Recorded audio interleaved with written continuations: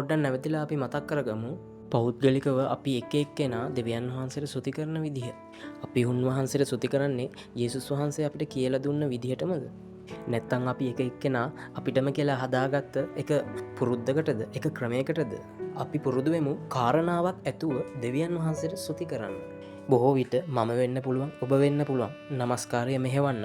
එහෙම නැත්තම් නමස්කාරය මෙහෙවන නායකයා. අපි ස්තුති කිරීම සඳහා මනුෂ්‍යයන්ව මෙහෙයවීමේදී අපි විසින් ස්තුති කරන්න ඕන කාරණාව කියලා අපි මෙන්න මේ කාරණා ගැන දෙවියන් වහන්සේට ස්තුති කරමු කියලා ස්තුති කිරීමේ කාලය මෙහෙවනවා නම් එය ඉතාමත් සුදුසුයි. මොකද අපි දෙවියන් වහන්සේට කරන ස්තුතිය ඇල්මැරීමකින් කරන්න බෑ. අපි ස්තුති කරන වෙලාවට ප්‍රශංසාව වුමනා නැහැ. අපි ස්තුති කරන වෙලාවට නමස්කාරය වුමනා නැහැ. ස්තුති කරනකොට අපි ස්තුති කිරීමේ කාරණා විතරක් ඔප්පු කරමු. අපේ දෙවියන් වහන්සේ පිළිවෙලක් ඇතුව වැඩ කරන දෙවියන් වහන්සේ. ඒ නිසා මෙන්න මේ වගේ කිතුනුවන් වෙන අපි දෙවියන් වහන්සේට කරන ස්තුතිය කාරණාවක් ඇතුව අර්ථයක් ඇතුව කරමු. ජේසු පිහිට